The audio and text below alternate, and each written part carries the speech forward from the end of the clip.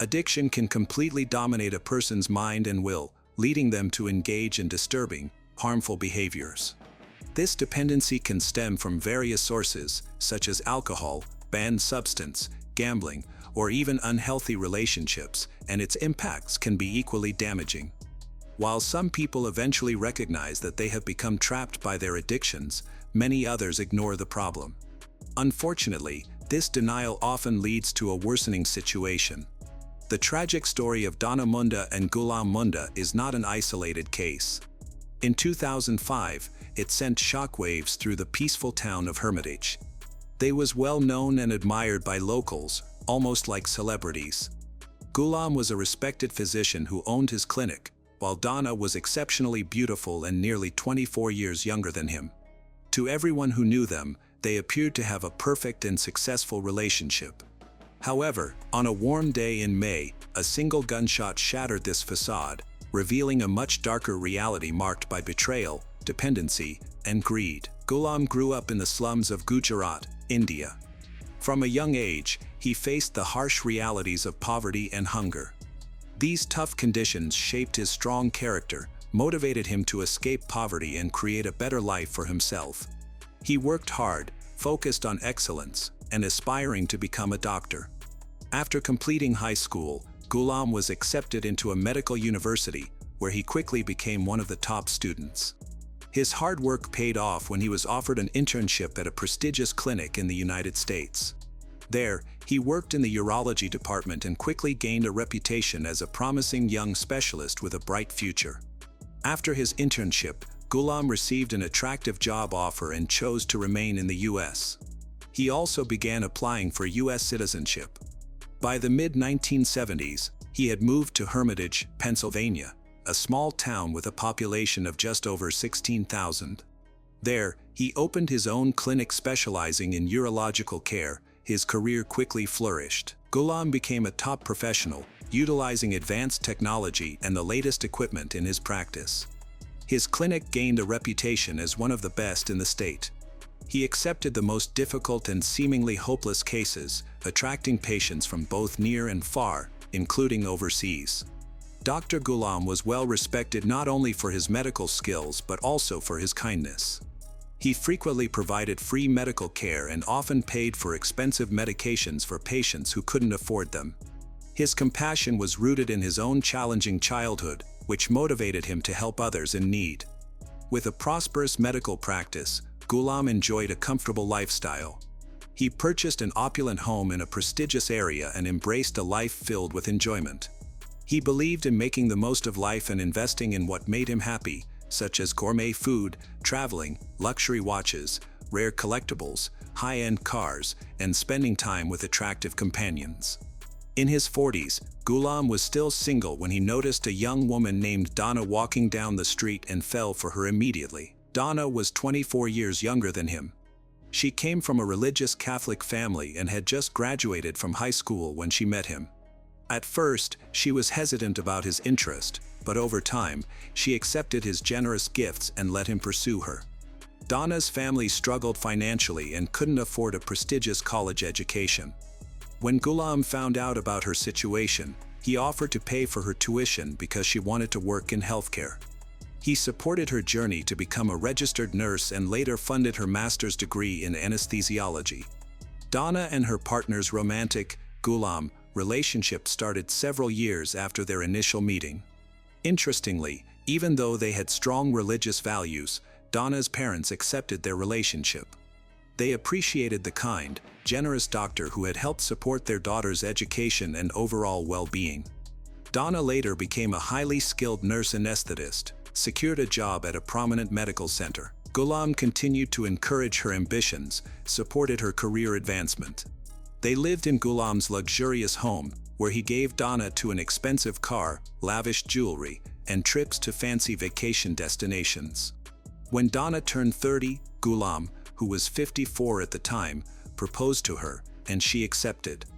They celebrated their engagement with an extravagant wedding ceremony that had over 150 guests, including family, friends, and many of Ghulam's business associates.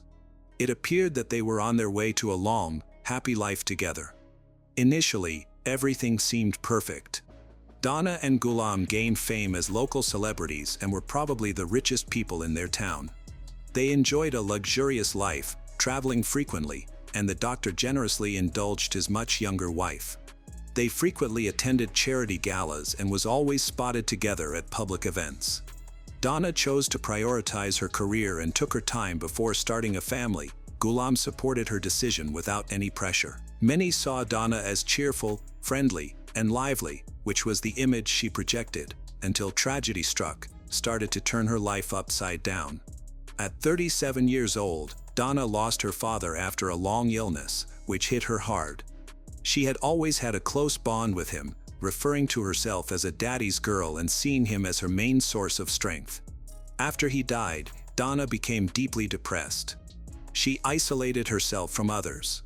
Ghulam did his best to support her, fulfilling all her wishes, including a trip to Hawaii to help her feel better. However, nothing seemed to work except for antidepressants, which she started taking in larger doses. Donna immersed herself in work, hoping to find solace in her daily routine, but it didn't truly alleviate her suffering. A few years later, she was diagnosed with a kidney condition that caused intense back pain. Even though her husband was a well-known urologist, he couldn't fully relieve her discomfort. The treatments only offered temporary relief, and her symptoms kept coming back, often worse than before. In her desperation, Donna started to rely heavily on strong pain medication. She began secretly taking doses from her workplace, where she was responsible for managing and administering medications. This made it easy for her to take small amounts without being noticed. She would quietly use portions meant for patients, just enough so that no one would realize. Together with her antidepressants, the prescription painkillers dulled her physical and emotional pain. Donna felt abandoned by the world and overwhelmed by her struggles. As a result, she began to distance herself from Ghulam, even though he genuinely cared for her. Things quickly deteriorated. She became increasingly dependent on her medications, to the point where she could not function without them. This led her to raise her dosages and steal more often. Eventually, her behavior attracted attention.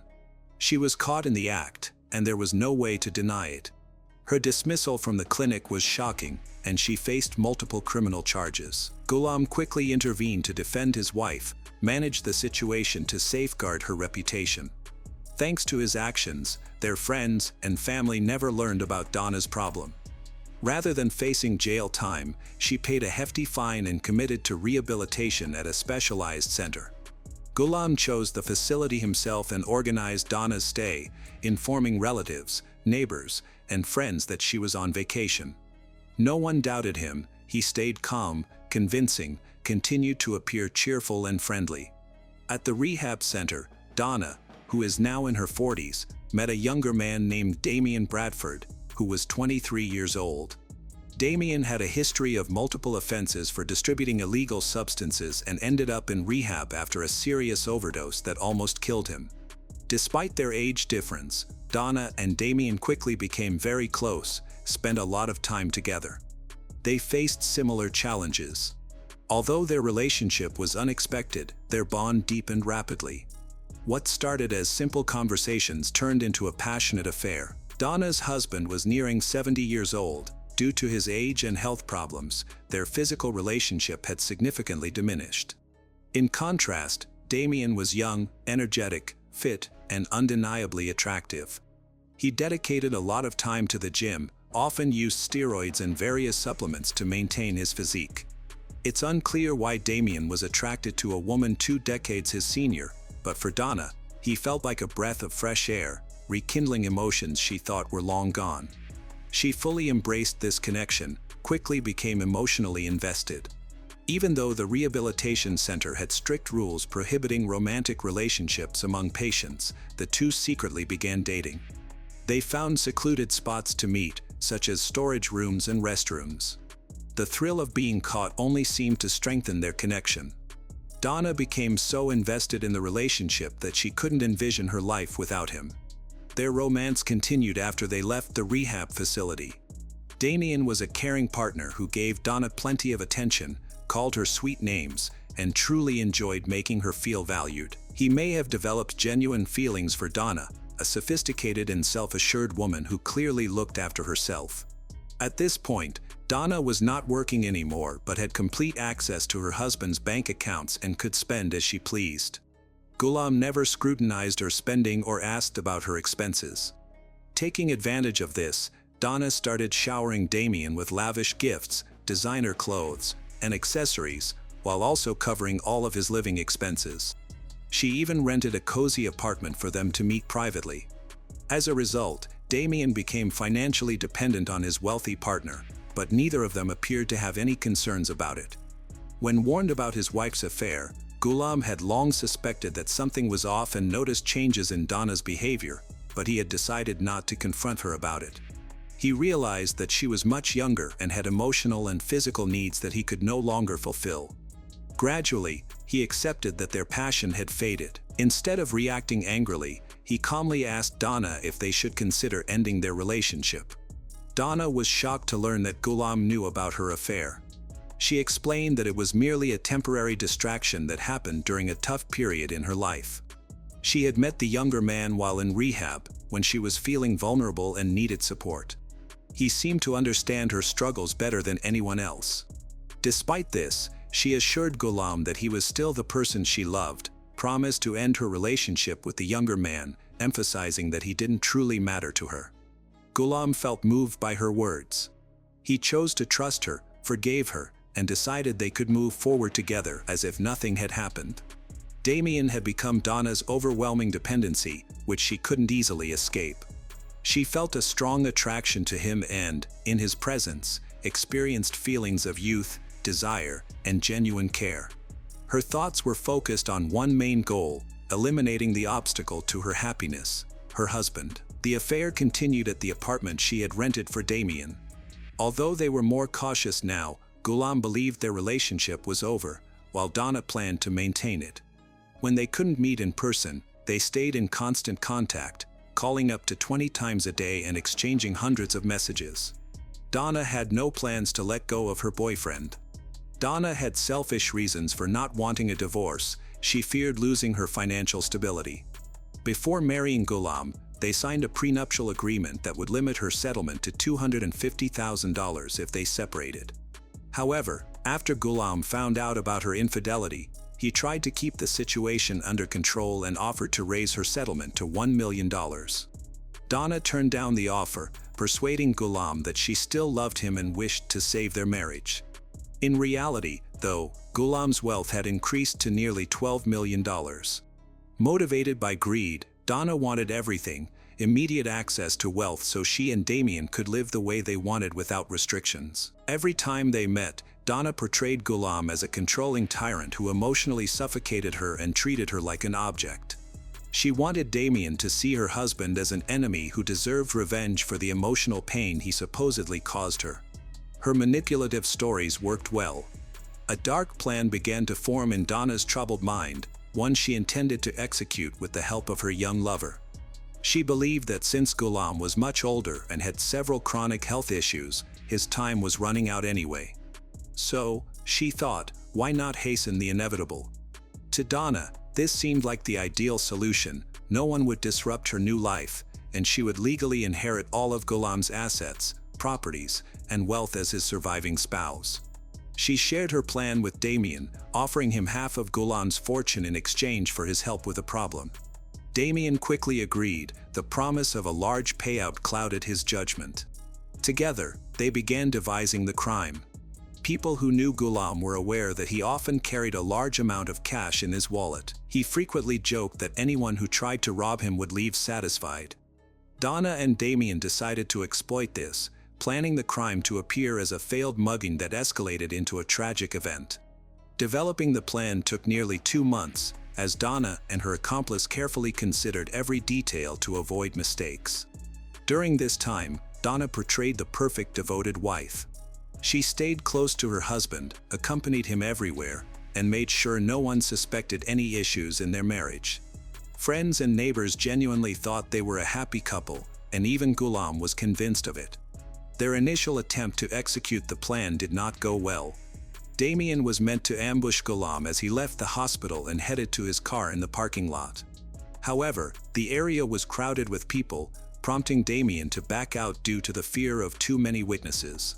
It took them another month to devise a new strategy. This time, they aimed to attack on a deserted road where no one would be present to intervene. The plan was straightforward. Damien would follow their car at a safe distance, and Donna would stop at a designated location, pretending there was a medical emergency. They set the date for Friday, May 13, 2005. On that day, Dr. Ghulam planned to visit a neighboring state to look at a house he wanted to buy as a wedding gift for his nephew, Moonda. Donna offered to go with him, but her 72-year-old mother, Dorothy Smouse, who was visiting at the time, insisted on joining. Donna tried to talk her out of it, but Ghulam didn't see any issue with her coming along and agreed to let his mother-in-law participate. Damien, dressed entirely in black and wearing ski goggles to conceal his identity, waited in his car for a message from Donna indicating that their vehicle had left the house. Once he received the signal, he followed the predetermined route, maintaining a safe distance behind. After stopping to refuel, Donna took over driving to keep control over their timing. While traveling along a deserted highway, she pretended to feel ill and pulled over, claiming she needed to take some medication. At that moment, a black Volkswagen approached from behind. A man in ski goggles jumped out, ran to the passenger side where Ghulam was sitting, pointed a gun at him, and demanded his wallet. Ghulam complied without resistance, handed over his wallet. However, as soon as the attacker received the money, he shot Ghulam in the head and quickly returned to his vehicle, driving away rapidly. Ghulam died instantly from the gunshot. Donna then called emergency services, crying and screaming as she begged them to save her husband. She acted so convincingly like a distraught widow that, at first, no one suspected she could have been involved in the incident. Inconsistencies in the testimonies appeared quickly. Right from the initial interviews, it was evident that something was not right. Donna stated she didn't see the attacker or his vehicle, everything happened too quickly, and she was in shock. In contrast, her mother provided a different account. She claimed she saw both the shooter and the car clearly. According to her, the person who shot her son-in-law was a young black man driving a black Volkswagen. This assertion visibly upset Donna, who argued with her mother, insisting that she must have been mistaken. However, her mother remained firm and began to add more specific details. Donna contended that they had stopped the car because Ghulam requested it, while her mother claimed it was Donna who stopped the car, as illness.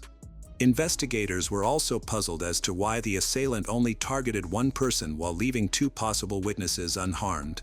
2 days after the incident, Dr. Ghulam's widow held a press conference where she answered reporters' questions with tears in her eyes. She made a heartfelt appeal to the public, urging anyone with information about the case to come forward and help with the investigation.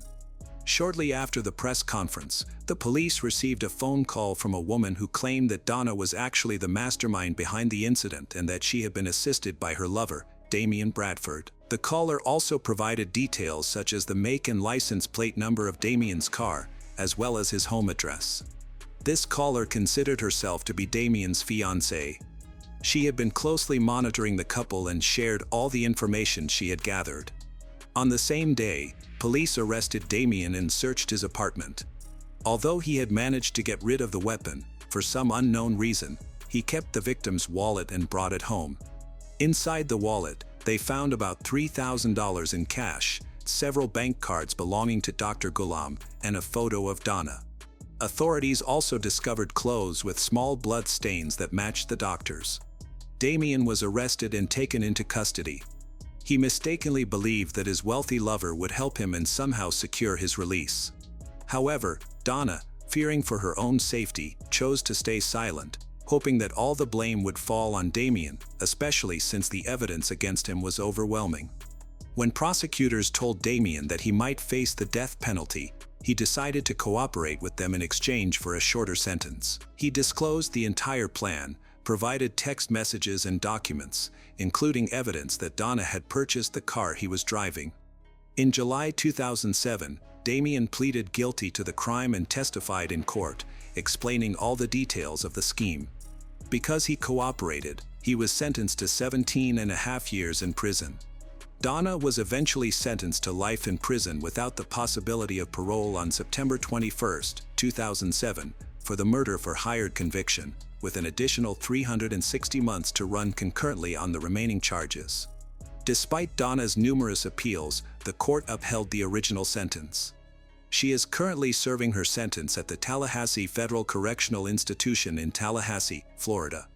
After being released on supervised release in 2020, Damian Bradford was arrested again on July 29, 2022, following an altercation with state police at the Franklin Mini Mart in Aliquippa. During his struggle with an officer, Bradford fired a shot at the officer, hitting him in the leg. Damian was convicted of attempted murder and aggravated assault on the officer, sentenced to 36.5 to 73 years in state prison in November 2023. In December of that year, the district court added a consecutive 10-year sentence for violating the terms of his supervised release. As of press time, Damian is serving his sentence at the Albion State Correctional Institution, located in Albion, Pennsylvania. The murder of Dr. Ghulam Moonda on May 13, 2005, shattered the illusion of a perfect life in Hermitage, Pennsylvania, exposing a chilling tale of addiction and betrayal. Donna Moonda, 23 years younger than her devoted husband, succumbed to a dependency on painkillers and an obsessive affair with Damian Bradford, leading her to orchestrate Ghulam's death for his $12 million estate. Ghulam's kindness and medical legacy endure in the community's memory, marked by tributes in 2025, while his tragic end serves as a stark warning of addiction's power to corrupt and destroy, urging greater vigilance to prevent such devastations. The Jacobson family seemed to have it all: wealth, success, and a beautiful home in Wellington, Florida. They appeared to be the ideal loving family. However, appearances can be misleading. Behind the facade of their perfect life lay a much darker reality. What was meant to be a joyful birthday celebration for their two young boys turned into a devastating event, leading to a tragedy so profound that the entire nation would remember their names. To fully grasp this story, we need to go back to 1989 when Neil Jacobson met Frankie at a gym in Bayside, Queens, New York, where they both lived and worked. They are ambitious and successful in their careers. Frankie was making her mark at Lehman Brothers, a leading firm in finance, while Neil had established his own boutique firm on Long Island. They were young, driven, and aspiring to achieve the American dream. Those who knew them praised their relationship as one filled with deep admiration and affection. Frankie was entirely devoted to Neil. In turn, he was seen as a charismatic and kind man with immense potential. Within his family and social circles, he was often regarded as a golden boy, intelligent, charming, and seemingly unstoppable. Together, Neil and Frankie appeared to be the perfect couple.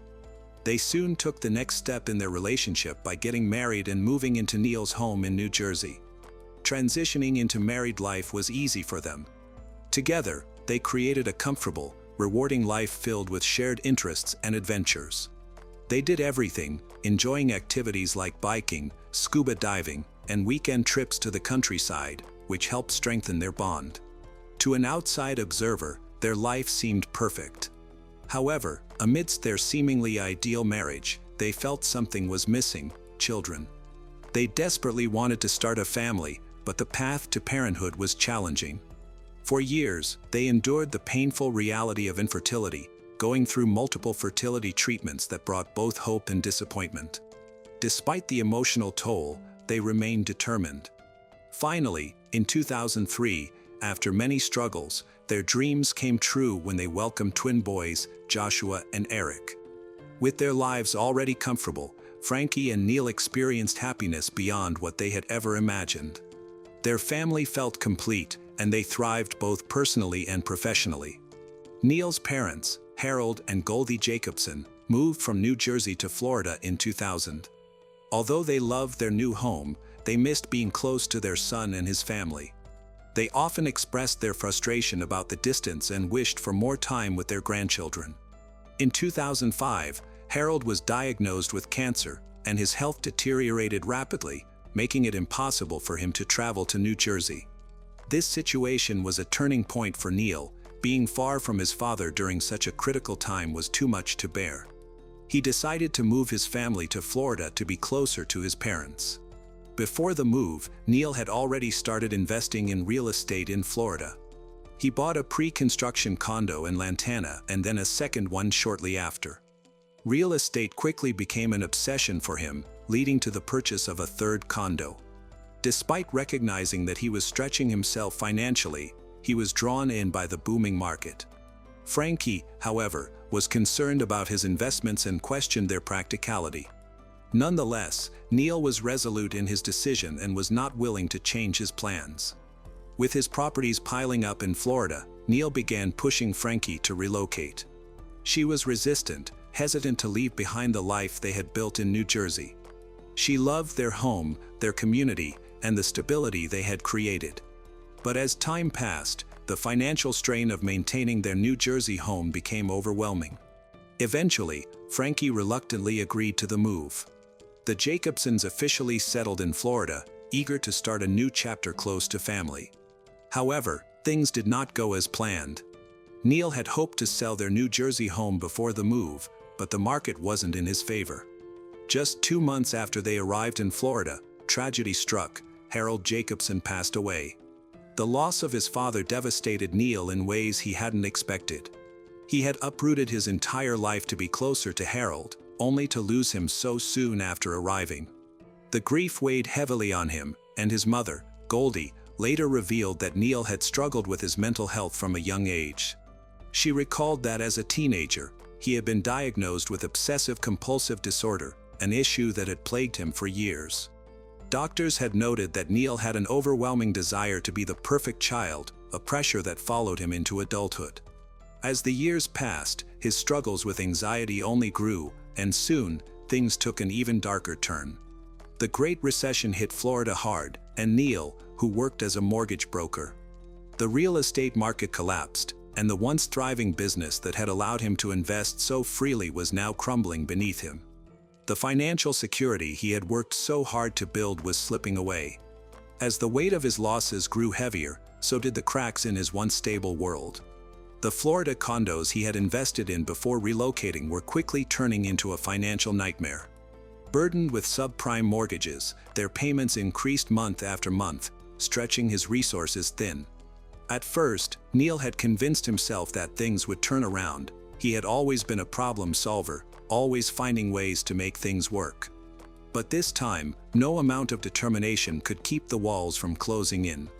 With little to no work coming in, and 4 separate mortgages draining their finances. At first, Neil and Frankie tried to hold on, dipping into their savings to stay afloat. But as time passed, their financial situation only worsened. Bills piled up, debt collectors began calling, and the stress of trying to keep everything together was pushing Neil to his limits. Desperate for a solution, he started making risky financial decisions, one bad choice after another, each one digging them deeper into a hole. He chased after risky investments, sought out loans, all in a futile attempt to stop the inevitable collapse. Eventually, the weight of it all became too much to bear. The financial juggling act had run its course. Frankie was exhausted and drained, made the painful decision to stop paying the mortgages on their 3 Florida condos. It was a move that felt like surrender, but they had no choice. There was simply no more money left to give. By the year 2008, the pressure of Neil's business failures had begun to take a serious toll on his health. At first, it started with minor complaints, aches and pains that he couldn't quite explain, but as time went on, his symptoms worsened. He became sluggish, struggling to muster the energy for even the most basic tasks. His body felt heavy, and his mind clouded. He experienced random bouts of dizziness that left him feeling unstable, and he found himself unable to focus the way he used to. Concerned, he visited the family doctor, who ordered a blood test. In October, the results were troubling. Neil had elevated hormone levels, but there was no immediate explanation for his decline. As the weeks passed, his condition only worsened. The once energetic and determined man was now lethargic, withdrawn, barely functioning. He was eventually diagnosed with depression and transient peripheral vertigo, a condition that further contributed to his constant dizziness. In an attempt to help him cope, his doctor prescribed Zoloft, a common antidepressant. Neil, desperate to feel better, took the medication as prescribed, hoping it would offer some relief. But instead of improving, his mental state deteriorated further.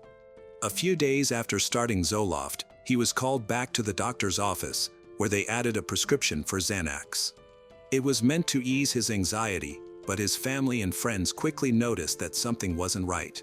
Instead of stabilizing his mood, the medication seemed to send him spiraling even further into darkness. His paranoia intensified, his emotions became more erratic, and Neil they had once known began to fade before their eyes. Neil's sister, Deborah, became deeply concerned about her brother's rapid decline. She confided in their mother, worried about what he was going through. According to Deborah, Neil had started experiencing terrifying hallucinations. He had grown increasingly paranoid, convinced that someone or something was out to get him. Frankie, his wife, was just as alarmed. She desperate for support as Neil's behavior became more and more disturbing. He had completely withdrawn from the world, he refused to go outside, stopped engaging with friends and family, and even neglected his own hygiene.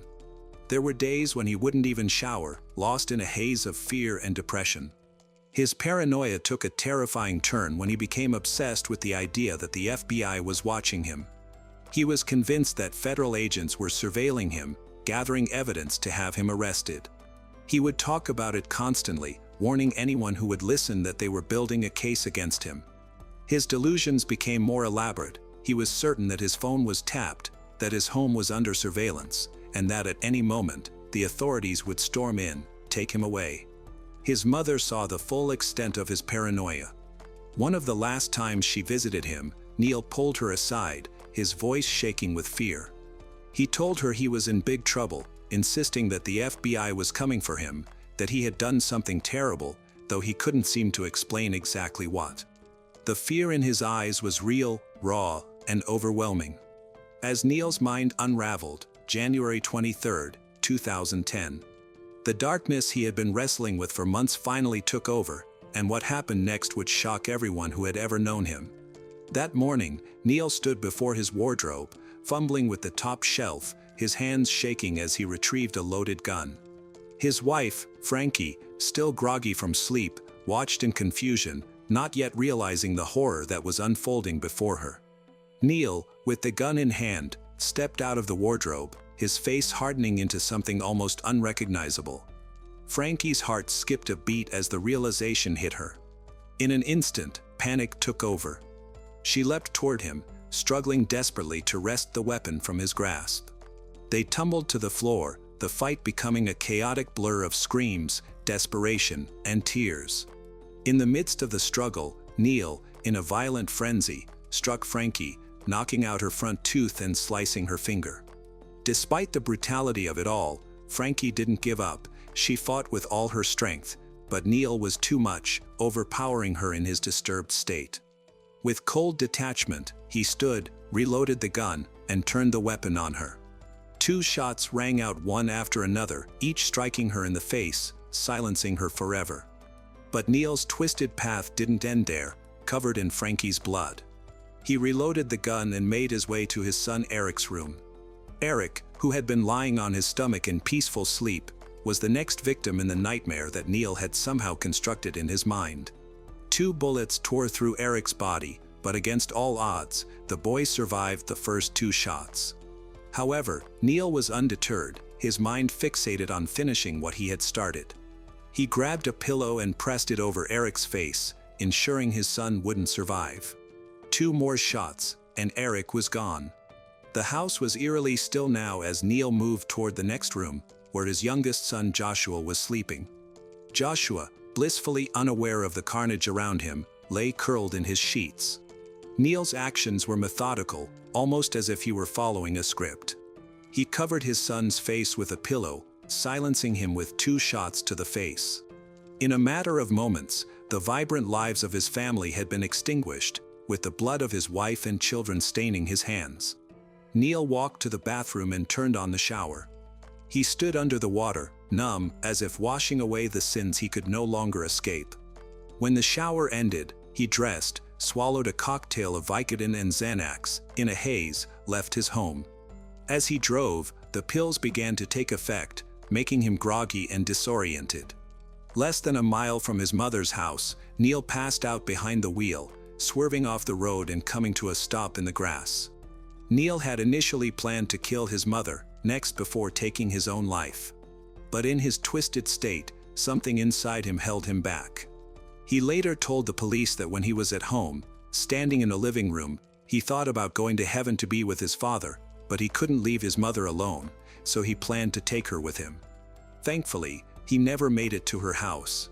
When the police found him, Neil was disoriented, barely conscious, and gripping the gun beside him. As they approached, he muttered, "I killed my family," in a dazed and broken voice. The investigation raised many questions. Was Neil a victim of the side effects of his medications, or had he planned this horrific act all along? A suicide note found later suggested that Neil may have been preparing for this moment, leaving many to wonder whether he was driven by his medications or if he had, at some point, simply snapped. His attorney's defense centered around his mental state. They argued that he had been suffering from severe depression, anxiety, and paranoia, all of which had been worsened by the medications he was taking. They described Neil overwhelmed by financial ruin, haunted by the fear that the FBI was watching him, and convinced that there was no way out. His legal team insisted that he had not acted out of hatred or rage but had instead been driven to an unimaginable breaking point due to the side effects of his prescription drugs. To support their argument, the defense brought in medical experts who testified about the dangers of Zoloft and Xanax, the two medications Neil had been prescribed before the murders. These drugs, they explained, could cause extreme mood swings, hallucinations, and suicidal tendencies, especially when taken together in high doses. Neil's behavior before the killings, his paranoia, delusions, and refusal to leave the house, was presented as clear evidence that he had lost his grip on reality. His lawyers pushed the narrative that Neil had been a loving father and husband, a man who had never shown any signs of violence before, making it hard to believe that he had killed his family intentionally. But the prosecution had a different story to tell. They painted Neil not as a victim of medication but as a desperate man who had methodically planned the murders. They argued that his financial troubles had reached a boiling point, and that instead of facing them, he had chosen to take his family's lives in an act of ultimate control. They pointed to the way he had executed the killings, retrieving his gun, reloading it multiple times, and ensuring that no one survived. To them, this was not the act of a man lost in a haze of confusion but one who had made a deliberate and calculated decision. One of the most compelling pieces of evidence against Neil was the suicide note found in his home. The note indicated that he had thought through his actions and accepted what he was about to do. It wasn't the frantic scribblings of someone in the middle of a psychotic episode, it was organized, reflective in the prosecution's view, proof of premeditation. If he had truly been unaware of his actions, why would he have left behind such a message? The prosecution also called witnesses to testify about Neil's behavior leading up to the murders. His sister, Deborah, had noticed a dramatic shift in his personality. He had become increasingly paranoid. His wife, Frankie, had confided in Deborah that Neil was no longer the man she had married. He had stopped showering, refused to leave the house, and seemed trapped in his own mind. While the defense used these accounts to argue that Neil was suffering from a mental breakdown, the prosecution used them to show that there had been warning signs that should have led Neil to seek professional help instead of resorting to murder. Neil's mother, Goldie, also played a heartbreaking role in the trial. She had been one of the last people to see him before the tragedy. She recalled how Neil had told her, "Mom, I love you, no matter what happens." The courtroom fell silent. At the time, she hadn't thought much of it, but in hindsight, it was clear he had been preparing for what he was about to do. Goldie, who had always seen her son as a kind and loving man. She struggled to reconcile the Neil she knew with the one on trial for murder. As the trial progressed, the jury was left to decide whether Neil Jacobson had truly been in a state of antidepressants-induced psychosis or if he had coldly and deliberately murdered his wife and children. The prosecution emphasized that Neil had made a series of conscious choices, loading his gun, aiming at his loved ones, and pulling the trigger multiple times. They argued that no matter what struggles he was facing, nothing justified what he had done. The defense, on the other hand, urged the jury to consider his mental state, to see him as a broken man who had been consumed by fear, paranoia, and desperation. After days of deliberation, the jury reached a verdict: guilty on all counts. The judge, while acknowledging the tragedy of the situation, made it clear that no level of financial distress or mental illness excused the murder of innocent children and a devoted wife. Neil Jacobson was sentenced to life in prison without the possibility of parole. His fate was sealed, and the courtroom was filled with an overwhelming sense of loss.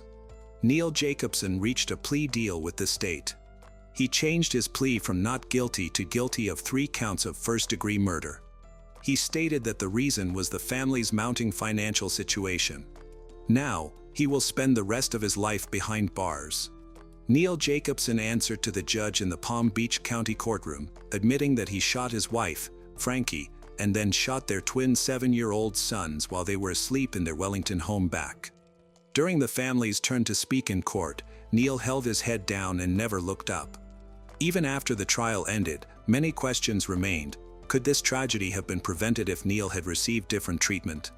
Were the medications to blame, or was he simply a man who refused to face his failures?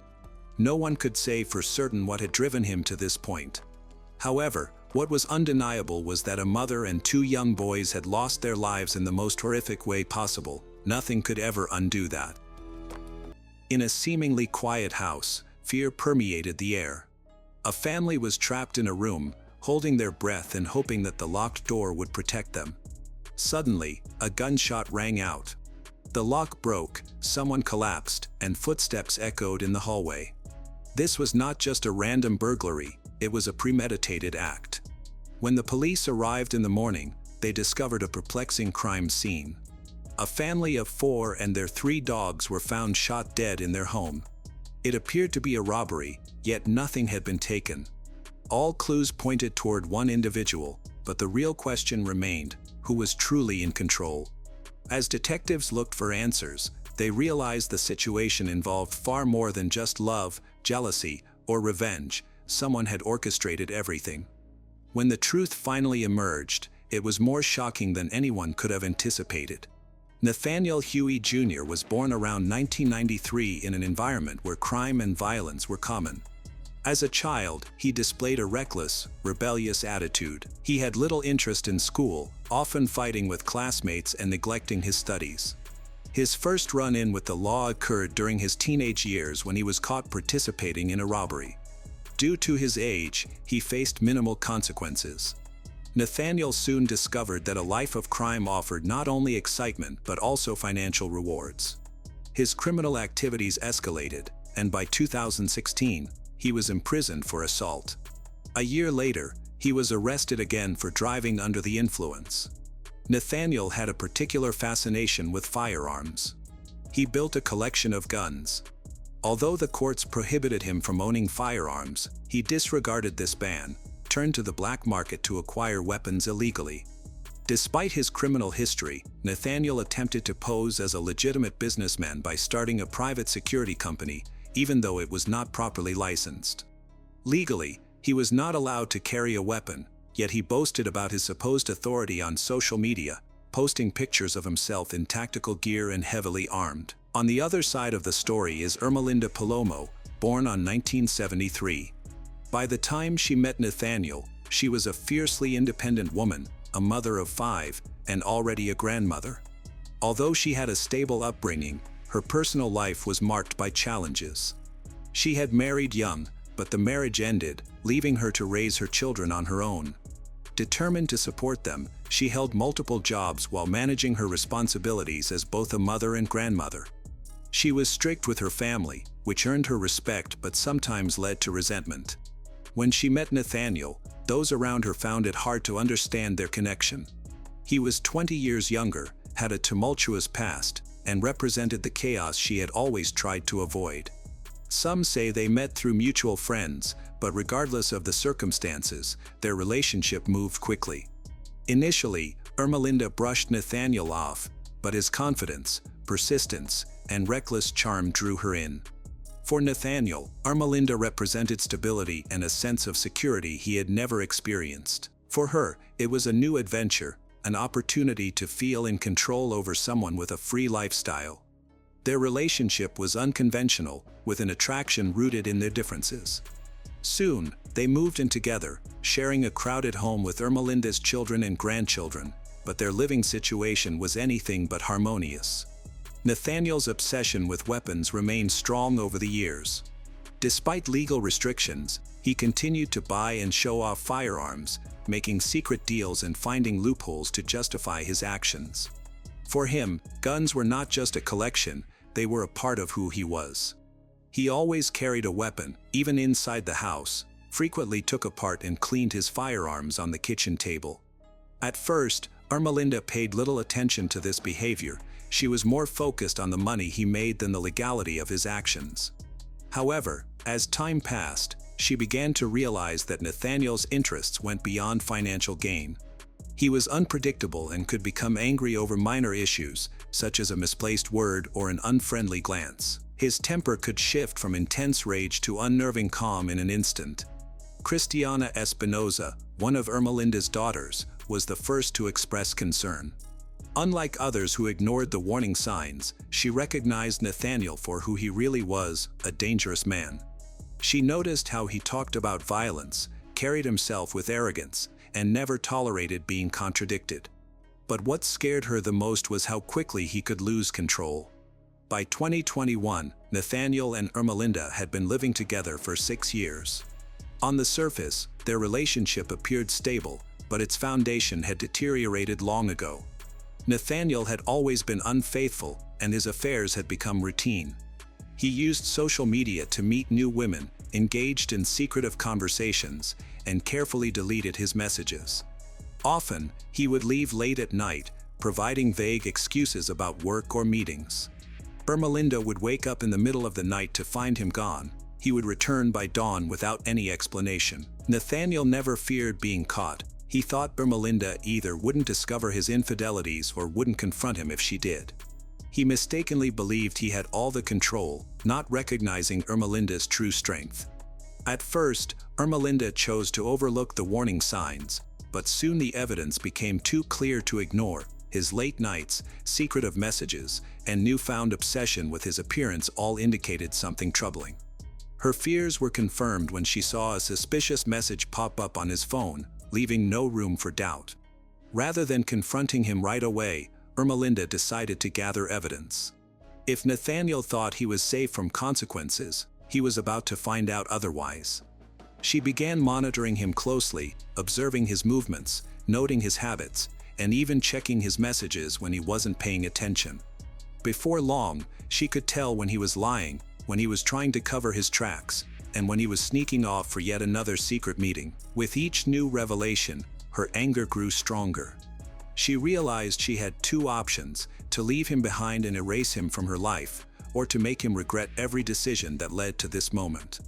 The more she considered it, the clearer her resolve became. She refused to be just another woman he discarded. If she wanted to make him feel pain, she had to be strategic. Instead of erupting into an argument, she decided on a different approach. She would make him feel cornered. She planned to turn his own life against him. Ermelinda's plan began with deception. She created fake social media accounts, selecting photos and inventing identities to construct believable personas. She studied online scams to learn how to manipulate and deceive effectively. This included understanding threats, the structure of underground networks, psychological tactics. Her most powerful tool was information. She figured out how to track locations, access hidden data, and manipulate the digital landscape in ways Nathaniel would not anticipate. Then, she initiated her scheme. Her first contact with Nathaniel came through a woman who seemed genuinely interested in him. As expected, he fell for it and responded eagerly, unaware that he was entering Ermelinda's trap. Initially, their conversations appeared harmless, consisting of light flirtation. However, she began to drop hints about his life that she shouldn't have known, leading him to believe someone was monitoring him. The tipping point came when she sent him a message with his real-time location.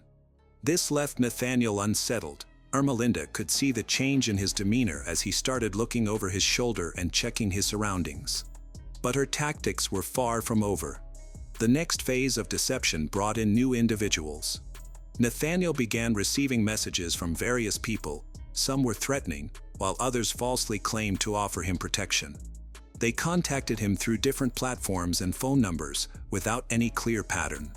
Some messages demanded money, while others warned him to avoid certain locations. A few suggested that he was already involved in something much larger than himself. This confusion was intentional. His behavior changed almost overnight. He became restless and anxious, avoided answering unknown calls, constantly checked his surroundings, and even asked Ermelinda to drive him around to ensure he wasn't being followed. He changed his passwords and deleted messages, trying to rid himself of the unseen threat. However, the more he attempted to escape, the more entangled he became in Ermelinda's scheme. She observed with satisfaction as paranoia consumed him. Unbeknownst to him, the real danger was lurking right under his roof. In May 2023, a new woman entered Nathaniel's life, Zoraida Bartolome, one of his co-workers. Zoraida was already entangled in her own complicated situation. She was married with 2 children but was unhappy at home. She had cheated in the past and didn't feel guilty about it, believing that her own happiness was more important than being loyal. For Nathaniel, Zoraida represented an exciting escape from his troubled relationship with Ermelinda. Their connection began with stolen glances and quiet conversations, quickly escalating into something they both found hard to abandon. Ermelinda had been observing Nathaniel closely and noticed a shift in his behavior. At first, she assumed Zoraida was just another fleeting romance, but then she discovered messages that revealed deeper feelings. Nathaniel was telling Zoraida that he loved her and wanted a future together. She reciprocated those feelings, and they fantasized about leaving everything behind to start anew. As Ermelinda read their exchanges, she felt a mix of pain and humiliation. Despite her efforts to protect their relationship, Nathaniel was pursuing another woman. Now, she felt compelled to take drastic action against him. She escalated the psychological manipulation, introducing even more frightening figures into Nathaniel's life. He was no longer just being observed, he felt as if he was being hunted.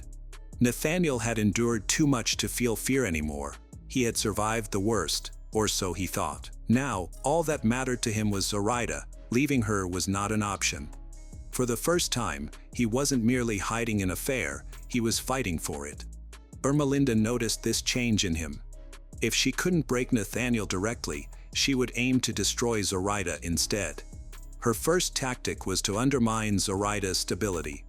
Using her network of fake accounts, she contacted Zoraida's husband, Alberto Rolón. Initially, she planted vague doubts through anonymous messages that suggested betrayal. She even included photos of Zoraida and Nathaniel together, ensuring they were clear enough to raise suspicion. However, Alberto was not easily swayed. He dismissed the warnings, unwilling to accept that his wife could deceive him so openly. That's when Ermelinda intensified her approach. The subsequent messages were not just about infidelity, they included threats. Unsigned letters arrived at their home with clear implications. If Alberto did not take action, his family would be in danger. Alberto began to observe Zoraida more intently. The tension in their home was exactly as Ermelinda had intended. However, Nathaniel was still unwilling to let go. Even as paranoia invaded his life, he held on to Zoraida as if she were his last hope. Ermelinda manipulated his perceptions, convincing him that Zoraida was providing information to the people spying on him. She crafted a story so believable that even Nathaniel began to doubt his own reality. Using fake accounts, she sent messages from imaginary informants, all suggesting the same idea. Zoraida wasn't just a woman Nathaniel had fallen for, she was working against him and was the source of the ongoing threats. Nathaniel's paranoia took over him completely. He confronted Ermelinda about his suspicions, and she played along convincingly. Initially, she seemed unsure, but then she reluctantly confessed that she had also received warnings about Zoraida. Nathaniel realized he could no longer dismiss these concerns. He had to take action to ensure his survival. Next, Ermelinda put him to the ultimate test of loyalty. She made him believe that his supposed enemies were closely monitoring him and required evidence that he hadn't betrayed them. The only way he could prove his loyalty was by making a crucial decision himself: kill Zoraida. By the time Nathaniel reached his decision, he felt no hesitation. There was no fear or regret, just a cold, determined focus on what needed to be done. He started planning immediately, treating the situation like a mission. Nathaniel studied Zoraida's routines, tracked her schedule, and identified when she was most vulnerable. He noted when Alberto was home, when the children were asleep, and when it would be easiest to enter the house. He mapped out potential escape routes, looking for surveillance cameras and memorizing the neighborhood layout. Simultaneously, he prepared his supplies. He already had a stockpile of weapons but gathered additional tools, including clothing to help him blend into the night, gloves to avoid leaving fingerprints, tape, and a flashlight. Together with Ermelinda, he chose items carefully, ensuring no one would suspect anything. Although Ermelinda remained in the background and was not directly involved, she always provided guidance to keep him on track. By the time everything was ready, Nathaniel had stopped considering the consequences. The night came. Ermelinda drove toward Zoraida's house with an unsettling calmness, acting as if it were just another evening. She even asked Nathaniel why he needed to go there, though she already knew the reason. He didn't answer. He no longer cared about her opinion, only the task ahead mattered. When they arrived at the house, Ermelinda remained in the car while Nathaniel got out. As he expected, the front door was locked. He quietly moved around to the side of the house, found a window, and broke the glass. The sound startled Alberto awake. He sat up, listened intently, and then cautiously approached the noise. By that time, Nathaniel was already inside. As soon as Alberto rounded the corner, Nathaniel fired his gun, but his shot went wide. Realizing this was more than just a break-in, Alberto turned and ran toward the hallway, desperate to reach his family's room before the intruder. However, Nathaniel was quicker. Gunshots rang out through the house. Alberto fell to the ground before he could reach the door. For a brief moment, there was silence. Then the next gunshot broke the stillness, sending Zoraida into a panic. Without thinking, she rushed to the bedroom, pulling her children along, and slammed the door shut, locking it behind her. She knew Nathaniel was inside and was unsure how many others he was with, but her priority was to keep her family safe. Moments later, Nathaniel slammed his shoulder against the door, trying to force it open, but it held strong. Frustrated, he stepped back, aimed his gun, and shot at the lock. The bullet pierced through the wood. Zoraida gasped as the impact hit her. She stiffened and then collapsed. The door swung open, the children huddled together, their eyes filled with fear. The neighbors only heard a few brief, muffled gunshots. It all happened within minutes. Nathaniel looked around at the scene, took a deep breath to calm himself, and then began to methodically rearrange things. He flipped over furniture, opened drawers, and scattered valuable items on the floor to make it appear as though a robbery had taken place. Once he finished, he stepped over the bodies and exited into the night. Ermelinda was waiting for him in the car. She didn't need to ask how it went, her expression said it all. They drove away silently, leaving the chaos behind. The sounds had awakened the neighborhood, and after a few minutes, someone finally summoned the courage to call 911. Soon after, sirens filled the street. Officers arrived to find shattered glass, a broken door, and clear signs of a break-in. Inside, the bodies revealed a much darker story than just a failed robbery. Nathaniel had made serious mistakes, careless ones. Nothing of value had been stolen. The disarray of his possessions seemed like a feeble attempt to mislead. It was evident that this incident wasn't simply about theft, it was premeditated and targeted. By morning, detectives were connecting the crime to Nathaniel Huey, the only person with a motive. At Zoraida's workplace, everyone knew about their affair. It hadn't been a secret. As detectives continued to investigate, things looked increasingly bad for Nathaniel. His history was filled with crimes, assaults, suspicious dealings, and a collection of weapons. As the police gathered evidence, Ermelinda maintained her facade. She kept messaging Nathaniel, using the false identity she had created. She assured him that everything was under control, claiming the mafia was protecting him and that as long as he followed their instructions, he'd be safe. He trusted her, but the investigation was progressing more quickly than Ermelinda anticipated. They scrutinized Nathaniel's recent activities, analyzing every call, email, and text message. One thing stood out: in recent months, he had received a flood of anonymous threats, warnings of danger, and claims that he was being hunted. However, all those messages had originated from newly created accounts. If this were truly a mafia operation, why was the evidence focusing solely on Nathaniel? The more the detectives uncovered, the clearer it became that the threats were staged, as if someone had been fabricating a false narrative specifically for him. This was the turning point in the investigation. Nathaniel was in a downward spiral. He sensed that the police were closing in on him and started noticing unmarked cars tailing him, along with strangers watching him too closely. He convinced himself that the mafia was still after him, waiting for him to make a mistake. In his desperation, he reached out to the only person he believed he could trust, his mother. He begged her for help, claiming he was being falsely accused of something terrible and needed to go into hiding. However, she refused to help him. With nowhere else to turn, Nathaniel managed to stay hidden for a few days, but eventually, security cameras captured him in a grocery store. A manhunt ensued, with patrol cars flooding the area, but by the time the officers arrived, Nathaniel and Ermelinda had already made it onto the highway. The chase began, police followed with sirens blaring for miles, but Nathaniel had no plans to stop. He gripped the steering wheel tightly, accelerating and weaving through traffic in a frantic attempt to flee.